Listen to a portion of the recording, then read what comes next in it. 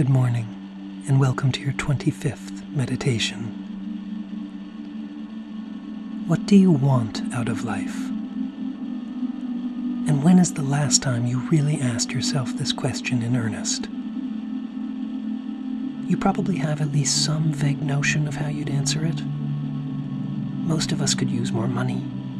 We want love. Perhaps we want more autonomy, whether it be in our jobs or in our lives in general. We want respect and recognition. But these are all very broad desires that we can't help but inherit from the outside world. As such, we have a tendency to take them for granted as a condition of living, believing that to carry them around with us is as natural as breathing, and so we forget that it is up to us to fulfill them. To really ask yourself what you want in life, on the other hand, is to consider your unique circumstances, the place that you live, the people who surround you, the specific ideas and things that you value, your aptitudes and weaknesses, who you are now and who you'd like to be. However, it's not enough simply to know what you want out of life. It is also your responsibility to yourself and to the world to do everything you can to realize those dreams. And how, exactly, do you do that? Lists. Take some time every so often to write down all your desires, no matter how extravagant or seemingly unrealistic. Organize them in order from most to least important to you. Now that you've determined what are, say, your 3 most important desires, consider what it would take for you to fulfill them.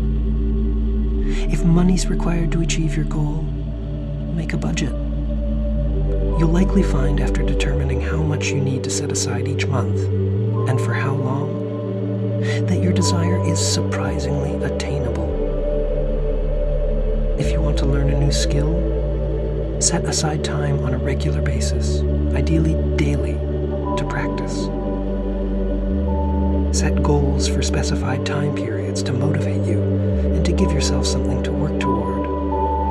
For example, if you're learning to play a musical instrument, you could set a goal of performing 1 song publicly after 3 months.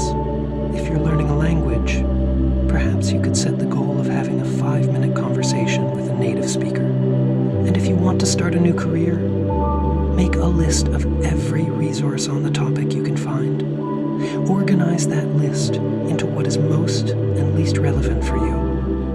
And then make a schedule with time marks for yourself to, one by one, read, watch, listen to, or do everything on that list that applies to your new path. If you consider these steps, realizing your dreams not only becomes possible, it becomes far simpler and less daunting. So take the time every so often. Consider where you're at and where you'd like to be.